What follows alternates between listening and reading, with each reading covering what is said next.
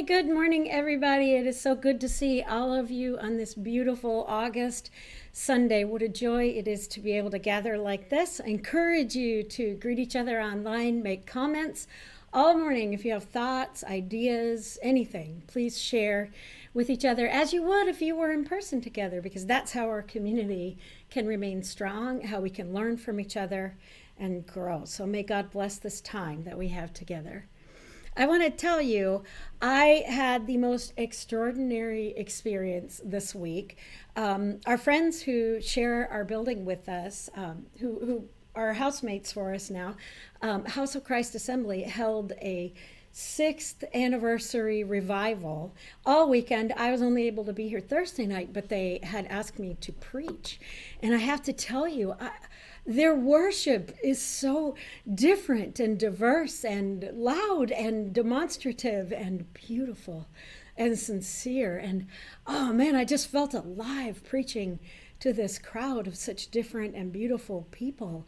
It has been such a cool thing to learn from them and to grow alongside them. And I don't know, it's just opened my eyes to a different way of thinking about all of this.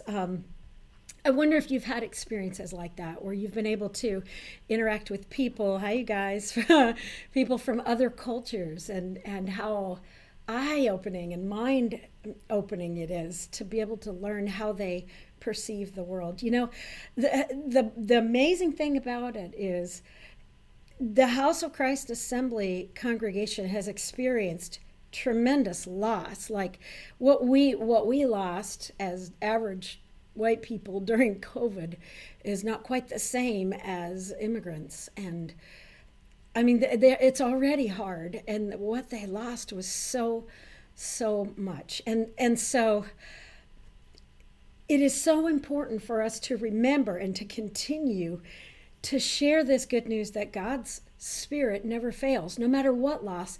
And the House of Christ is experiencing that.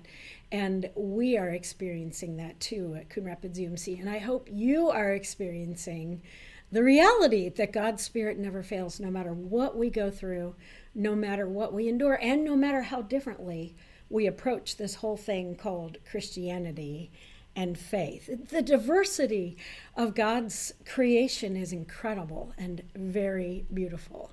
I was thinking about that this week as we were doing some work in the yard. Well, actually, as I was watching Eric do some work in the yard. Thank you, Eric. And we were outside a little bit, and I had this very vivid memory of when I was a kid. And we traveled up to Iowa to visit family. My mom loaded the three of us kids in the car. And I had been in Florida since I was 3, so I didn't really remember a lot of things about the North, but I have this very, very vivid memory of looking at the car window and seeing this. Okay, before you say, dandelions, have you ever seen how beautiful they are? Like a whole field of this gorgeous, bright yellow color. They're so beautiful, and I've wondered, and you know, there's this movement right now. I have wondered, why do we insist on our yards all being like this perfect grass? I mean, it takes so much maintenance, it takes so much fertilizer, it takes poison. We got to kill and pull up all the dandelions. And did you know that dandelions are actually edible? Like the greens of them, you can make a salad out of it. So I've wondered, anybody else like dandelions as long as they're not in your yard? They're beautiful. I've wondered for a long time why we have to kill them. Why can't we? What if we did something different? Like there's this, okay, so this is what we go for, right? Everybody's got to have the yard. And actually in my neighborhood, I would get fined if I didn't keep my yard nice, which is ridiculous, but okay, sort of. And my yard looks really nice, thanks to Eric. So this is another move. I don't know if you guys knew about this or heard about this, but there are people who are deliberately letting their yard go to clover. It grows easier. It never has to be mowed. I know, Gail, no kidding. It does. It pollutes things. We insist on having this. Yeah, dandelion crowns.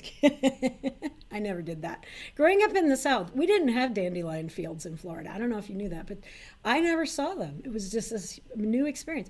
But why couldn't you grow? Yes. Why couldn't you just grow clover in your yard? That'd be better for the bees. Or what if you just had a beautiful mixed ecology of yard? Wouldn't that be great? Look at this yard. Grass, dandelions, a little bit of clover mixed in. Wouldn't it be so cool? Wouldn't it be so cool if we could just not insist on everything just being so exactly the same? You know how much time that would save us? Anybody willing to do this with me? Raise your hand. Yeah, I didn't think so. Nobody really is, because we're just so enculturated in the sameness of it, the uniformity of how the grass looks. And I don't know, maybe we've been marketed by lawn services and fertilizer companies and poison companies. I don't know. Whatever it is, we all feel like our yard has to be this uniform thing that looks the same, and I have to tell you, Abigail, I love that. Oh, yay, Gail, good to see you too. So here's what I want to say about that. The uniformity that we demand of our yards is just one example of the uniformity that we look for in our world.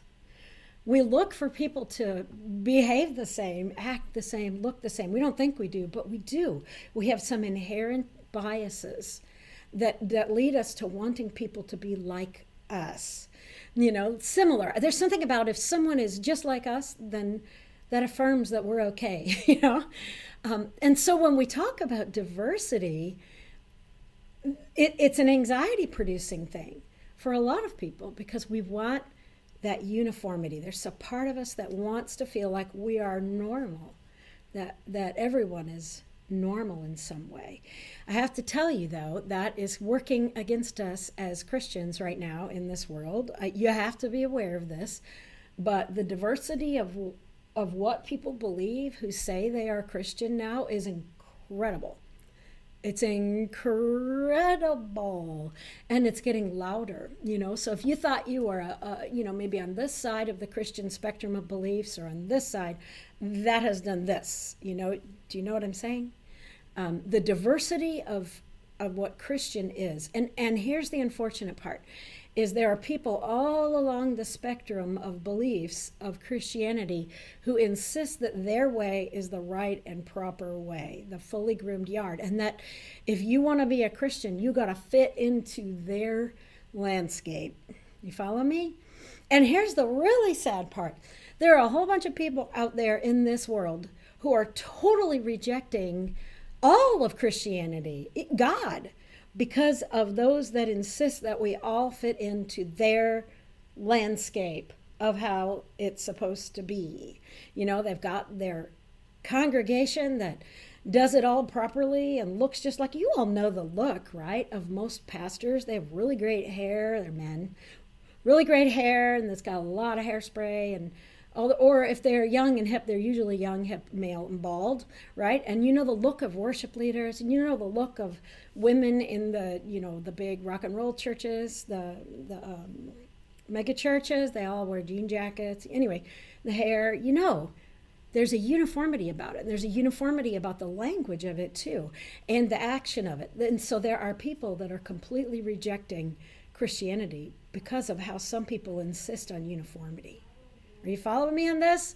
Somebody comment so I know I'm still online and you're still awake. I think this is bad in our world. And I think that another look at the Bible in another way, in another place, will help us understand that God's diversity was all along. God planned on diversity all through this whole thing, even in the early development of the church. Okay? Even in the disciples. Yes. Thank you, Jan. We have seen it, have we not? It's everywhere.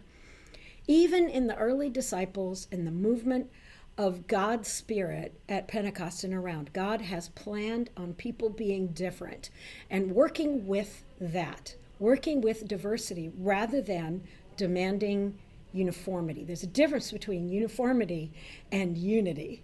Okay? And God has planned for diversity all along. So this morning we're going to watch a video by the Bible Project. Okay, it's Acts 1 through 7. I love the Bible Project videos. We're going to watch it. And you're going to hear the story of basically the book of Acts, and it goes through Pentecost, and then it goes all the way up to where we're going to pick up just a little tiny bit today. We're going to talk about some people. And what I want you to note while we watch this is I want you to take note of the people involved. Who is involved? Because even this story demonstrates that God planned on diversity. Okay, you ready? We're going to watch this together. Here we go. One of the earliest accounts about Jesus of Nazareth, his life, death, and resurrection, was written by a man named Luke. We know it as the Gospel of Luke, but Luke continued the story in a second volume, Called the Book of Acts, and it's all about what Jesus continued to do after his resurrection. Acts begins with the disciples who are hanging out with Jesus, who's just come back to life, which is mind-blowing to imagine. And then for weeks, the risen Jesus kept teaching them about his upside-down kingdom, the new creation that he launched through his death and resurrection. This is exciting stuff, and the disciples are ready to go tell the world. But then Jesus tells them to wait and to stay in Jerusalem until they receive a new kind of power so they can be faithful witnesses to Jesus and his kingdom. Then he says that their mission is going to begin in Jerusalem, then move out to Judea and Samaria, and then from there out into the nations. It's like a roadmap for the whole book of Acts. Then the disciples saw Jesus enthroned as king of all creation. So the disciples wait, wondering when this power is going to come. And then comes the time of Pentecost. So this is an ancient Israelite festival. It's during the early summer, and thousands of Jewish pilgrims would come back to Jerusalem from all over the world, all these different languages and cultures colliding in the city. And the disciples are together in a house, which is suddenly filled with rushing wind along with fire. Fire splinters off into tongues of fire hovering over people's heads. What's this all about? Yeah, so Luke is tapping into a repeated Old Testament theme. When God's presence showed up similarly at Mount Sinai, he made a covenant with Israel and gave them the Ten Commandments. Then later, when God's glory came in a pillar of fire, it filled the tabernacle when he came to live among them. But that was just one pillar of fire, not many. Exactly. Luke's making an important point here. This is God's personal temple presence, God's spirit that was foretold by Israel's prophets. And now it's come to take up residence in the new temple of Jesus' body, that is, his people. They've become little mobile temples where God now dwells. And they start to tell stories about Jesus, but they're speaking in languages that they didn't know before, yet all the visitors can understand them. What's this all about? Well, Peter gets up to explain that this is the fulfillment of Israel's hopes based on the scriptures. God's plan was always to use the unified family of Abraham to bring peace and justice to the world. But the tribes of Israel had been scattered because of the exile. Now here at Pentecost, representatives from all of the tribes come back together and they're introduced to their Messiah, the crucified and risen Jesus, so they can now become the restored people of Israel. And thousands of them start following the way of Jesus. Which brings us to Luke's tale of two temples. So you've got the temple that Herod built in Jerusalem, where Jesus' disciples worship like the rest of the Israelites. But now there's also Jesus' temple, which consists of people. This temple's meeting together in homes all over Jerusalem, and they were approaching life in a radical new way. Right, think about it. Many of these pilgrims aren't even from Jerusalem, so they've formed these new families, and they're all depending on each other. Yeah, people would sell their stuff, provide for the poor among them. They ate their meals together. They said their daily prayers together. They were learning from the apostles what it meant to live as if Jesus is the true king of the world. And it must have been exhilarating.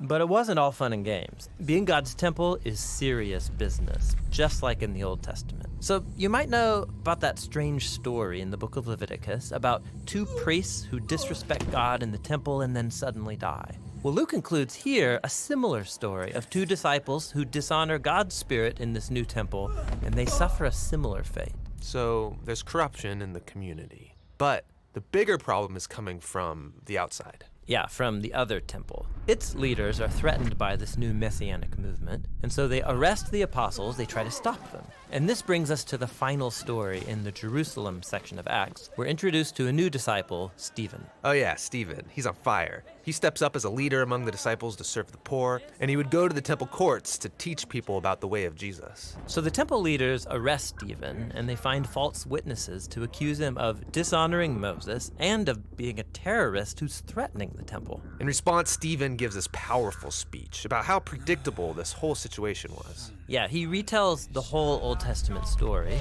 highlighting characters like Joseph, Moses, and the prophets, people who are consistently rejected and persecuted by their own people. Israel's been resisting God's representatives for centuries, and so their rejection of Jesus and now of his followers is a rejection of God himself. They get angry, and they start to execute him by picking up rocks and smashing him to death. And as he's dying, he commits himself to the way of Jesus, to suffer because of the sins of others. He even cries out, "Lord, don't hold the sin against them." This is basically what Jesus said at his death. Exactly. Stephen becomes the first martyr of the Jesus movement, with many more to come.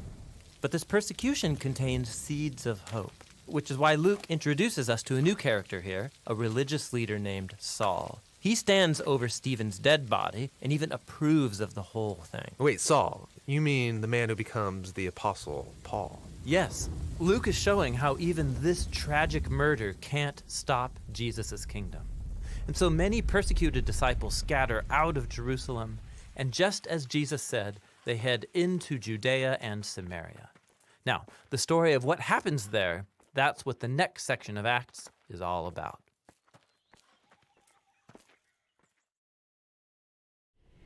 Okay, so who'd you get? The early disciples, the people who came to the area to learn, and you got Stephen, and you got Saul. Those are our primary characters, all right? Let's look at this a little bit. I want you to see what happens in the very next passage. So Acts 8 at the beginning, okay? Because Saul was one of the witnesses who saw the killing of Stephen, okay? He was there, and I want to talk about this because there's a lot packed in 7 or 8 verses here. Ready? Acts 1. A great wave of persecution began that day, sweeping over the church in Jerusalem, and all the believers, except the apostles, were scattered through the regions of Judea and Samaria. I want to talk about this word persecution. Persecution at that point was horrible. Incredible, horrible. Okay? It was really bad. I'm going to get to that even more. But I also want to talk about the word scattered. Scattered, the original word has the meaning of scattered to be planted. Now you get the dandelion idea. There's a lot about dandelions in God, okay? Scattered and planted, okay? Let's go on to the next verse, okay? Some devout men came and buried Stephen with great mourning, which some people say was against the rules, so this was a big deal. This was a really big deal. It was bold. But Saul was going everywhere to destroy the church. He went from house to house, dragging out both men and women to throw them in prison. I want to talk about this persecution that was going on here. I want to talk about what Saul was doing. Dragging men and women out and throwing them in prison is not even close to a broad enough description for what was happening here. Saul, who becomes Paul, that I think we're going to keep going in this book of Acts. God is just getting me in a groove on this, and I'll explain at some point why.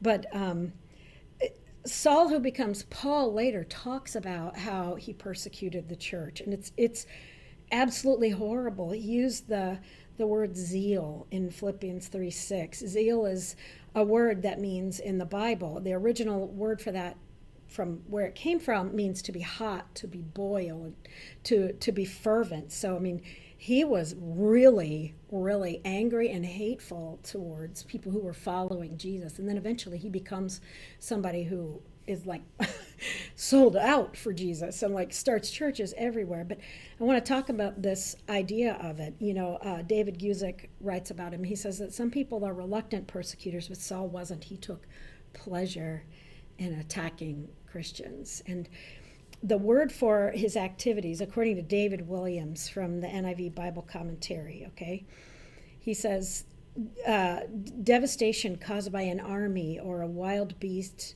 tearing its meat. A terrible picture of the persecutor as he went from house to house, perhaps every Christian home and at least every known place of Christian assembly, and women and people being dragged off, and men. There was violence at the scenes. I mean, really big violence. It wasn't just your average, you're under arrest and put into a police car. This was horrible and violent and awful. And so I'm just gonna say this right here. What we experience in this United States, most of us don't have a concept of this kind of persecution at all, honestly. Unless you're from somewhere else, you might. But most of us here really don't have a concept at all. And, you know, I'm just going to be real bold here and say that there's a lot of people who felt that being asked to wear a mask or a church closing for the protection of everyone was persecution in this United States. I want to tell you that's like comparing a headache, a little bit of a headache with a inoperable brain tumor, okay? Brain cancer. You follow me? This persecution was deadly, and it was horrible, and it was awful. And so I just need you to know that, because Saul was the perpetrator. He was a huge perpetrator of it, okay? He was really, really, really violent, really evil. Okay, I'm going to just flip on and go on here, continuing in Acts. But the believers who were scattered, so the persecution happened and it was awful, but many believers were scattered. They preached the good news about Jesus wherever they went. And then, right here, we get this guy. Where'd this guy come from? Philip, for example, went to the city of Samaria and told the people there about the Messiah. Crowds listened intently to Philip because they were eager to hear his message and see the miraculous signs he did. Where did this guy come from? Let's talk. This guy, Philip, was not the original disciple Philip. We learned that later. He was Philip the evangelist. Let's talk about him. First of all, there's a diversity of people in this story throughout it, okay? There's a lot of things you could study, many things I could preach on with this little benign-ish passage here that we just pass over and get right on to the next part, right? But I want you to see the diversity of people. First of all, the early disciples plus. This is from the Bible Project video. Do you see how they grouped them according to colored shirts, which obviously is not probably how they were dressed, but the disciples were given the diverse ability to speak their languages. That's not how we do it in current Christianity most of the time. We say to people, if you want to fit into our way, then you need to speak our language. You need to learn how we do it, how it's supposed to be. Yeah, welcome to a worship service with House of Christ if you've never been to an African-based service. You'll find out that diversity is broad and wide in the kingdom of God. But we mess up on this. We demand that people are like us. We do this with immigrants. It's really messed up. God did not obviously do that. If God had not been celebrating diversity here, God would have given all the people in the room the ability to speak the original dominant language. But that's not what God did. God gave the disciples the ability to speak their languages. You follow me? He let them speak their languages. God could have done anything with this, but they were given the ability to speak other people's languages, not demanding they speak their own. That's number one, diversity. There's another person in this, Stephen. So Stephen was not an original disciple either, and it's very likely he never met Jesus. He would have been one of those Greek-speaking Jesus followers, different from those who spoke Aramaic or Hebrew. He would have been the Greek speaking. So Stephen was a total outsider in this. Where did he come from? He was a guy who was put in charge of the food distribution, and he ends up being a preacher, and he ends up giving this amazing sermon. He would have been a total outsider. I mean, in the temple, he was like a step down from the step down. In fact, the people who, many people believe, there's a lot of evidence that the people who were most persecuted were people like Stephen, who were Greek speaking. They persecuted the original Hebrew Aramaic speaking Jews less than the Greek speaking Jews. So they were like the immigrants to Jesus following in a way. And this guy just turns out to be an amazing leader, diverse and different, right? Not a natural fit in, but he ends up being extremely powerful. And then I want to talk about this guy right here, Saul. This really matters because the way the Bible talks about how the people laid their cloaks and their clothing at his feet, that is a sign that Saul wasn't just overlooking this and approving of it. He wasn't standing there crying. We learn about that later. Saul might have actually been the leader of this Stephen stoning. Okay, unbelievable stuff here. I want you to see this because diversity is still a part of this too. Because Saul, unlike Stephen, who was an outsider, sort of, Saul was a total insider to Judaism. He was a devout Jew, temple practicing Jew, not a Jesus Jew. And he saw the Jesus movement as being a total threat to the proper way to be religious. So Saul was definitely one of those people insisting that everyone do it the way the temple was saying to do it. He was in fact, he was going to kill people who were trying to lead people into doing something different. Okay? He was scary, very, very scary. And yet, later on, God awakens Saul, and he has an encounter with Holy that just blows his mind. He loses his vision for a while, literally, and he turns to Christ. He sees the error of his ways. I want you to consider this, you guys. Are there people out here in the world that we would, if they said, I had this mind-blowing experience and now I believe in Jesus, would we buy that? There are people who we would never trust, right? They've done so many things that we would never trust. If their hearts were changed like that, would we buy it? I don't think we would. Yeah, exactly, Dan. Saul did love God, but he didn't know what to do with people who were challenging the ways of the temple, right? And yet, in all of God's beautiful diversity, even someone who had done such horrific things was included in God's plan to share the gospel. Do you see this? Do you see it? The original people given the language of them, Stephen, an outsider, becoming a middle leader and dying for the sake of Christianity, and Saul, a horrible, violent, let's use the word criminal, I don't know, a violent background, horrible background, and yet moved to a place of mattering to spread the good news. And then there's one more I want to look at, one more character. It's Philip. Philip is so interesting to me. Philip was one of that original group that we've talked about the last few weeks, who along with Stephen was appointed to make sure the food distribution went right among all the believers there, okay? He obviously had a heart for evangelism because all of a sudden this guy goes out to Samaria. We learn about that in the next section.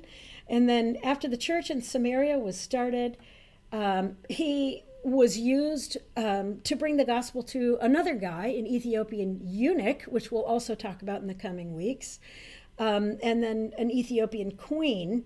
And so Philip ends up, he probably never met Jesus, and this guy was just a food distribution guy, and he ends up just doing amazing things. He gets the name Philip the Evangelist. He was not the original disciple Philip. And it's just super cool.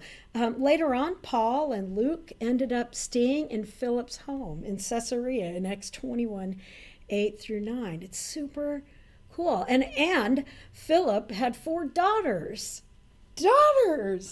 who all had the gift of prophecy. All right, so do you see what we have? We have beautiful diversity just among these. Because here's the thing about God's presence. God's presence never intended for all of us to look or act. Yes. Yeah, Dan, I agree. Yeah.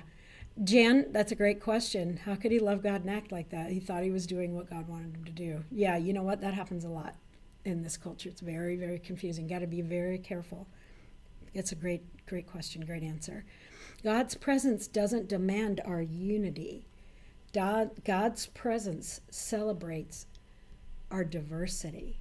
Our uniformity. God's presence doesn't demand our uniformity.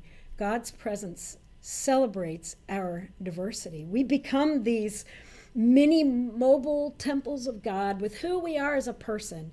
You know, in my growing up years, somewhere I caught this notion as a Christian that I was supposed to, quote, get out of the way so that God could work. I was supposed to remove myself from the equation so that God could work. Has anybody ever had that thought or that idea growing up? It's a popular thing that we think about as Christians. I'm not so sure that's true.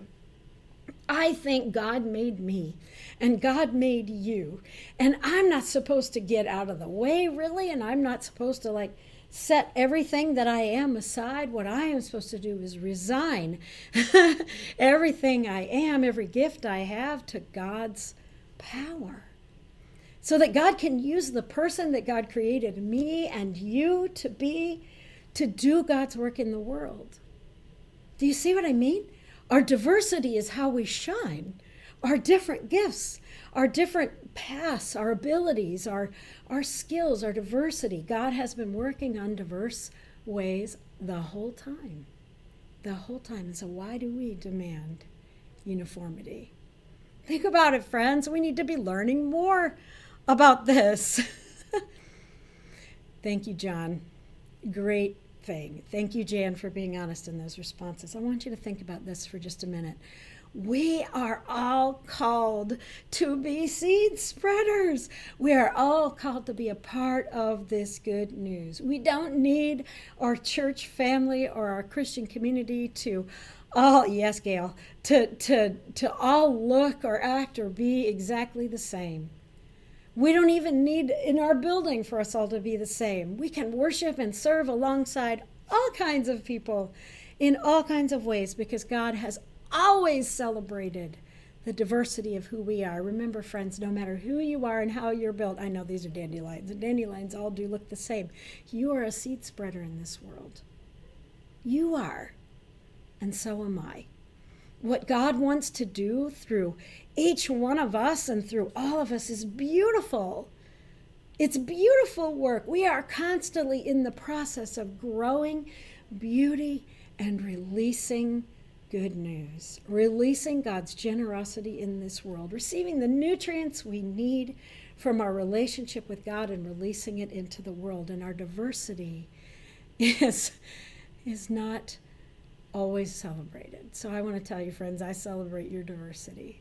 I love that we have different ideas and different thoughts, and I love that we have different ways of expressing what God is doing in this world through us and through each of you. I want you to consider something. You know, I know I talk a whole lot about Matthew 25 here, but I want to tell you, God's generosity, God's love, and God's diversity, the seeds of God's beauty are spread in so many different ways. And I would love to hear from you how you're being a part of things like this. So, for example, the food distribution is great.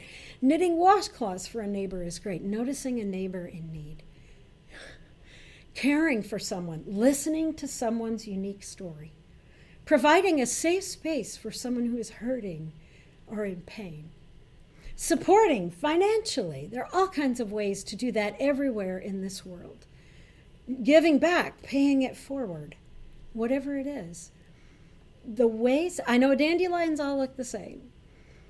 And I suppose maybe that's the initial movement of the Spirit. But I just want to tell you that God does call us all to be the diverse people that we are. And we need to just trust that God's holiness is in charge. God's Spirit is moving. You know, sometimes we get this phrase at Matthew 25 that I think is so sad. We hear this: I can't believe that a church is doing this. I can't believe that a church is doing something like this.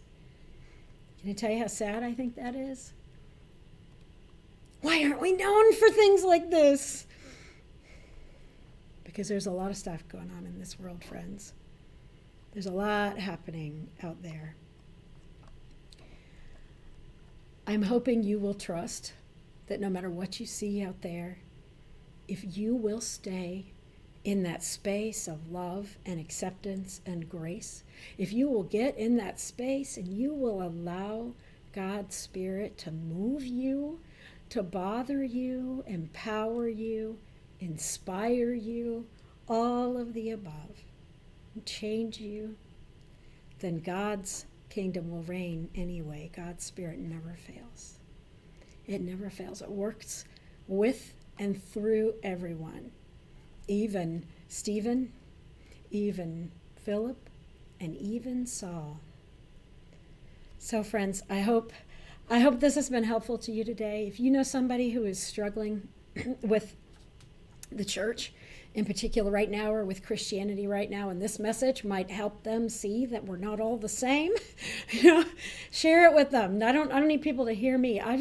Or you talk about it. I just want people to know that we're not all the same. That uniformity is not what we're asking for. What we want to do is work together. We want to hear different stories. We want to learn and grow and discover together as we all live in this land in different ways. So just know, friends, I'm praying for you.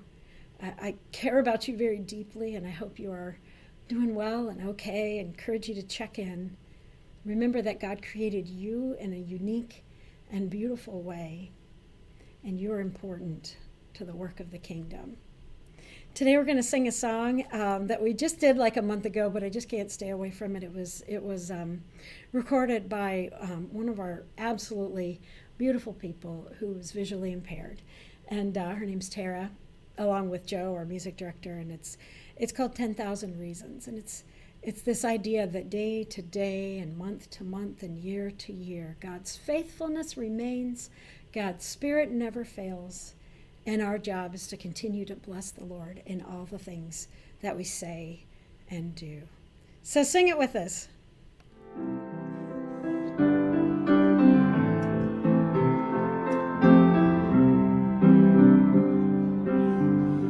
Bless the Lord, oh my soul, oh my soul, worship His holy name.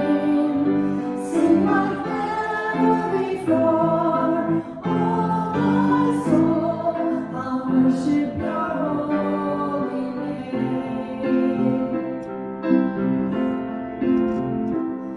The sun comes up, it's a new day dawning. It's time to sing your song again. Whatever may pass and whatever lies before me,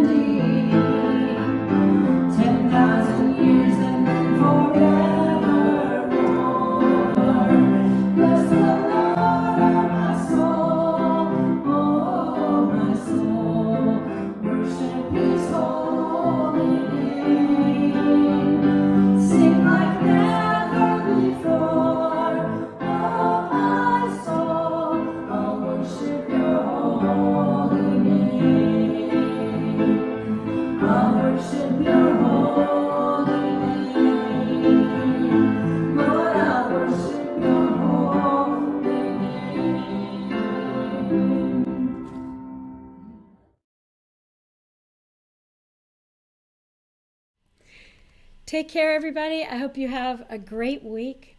I hope that you encounter many opportunities to love and serve and share the good news that God celebrates you.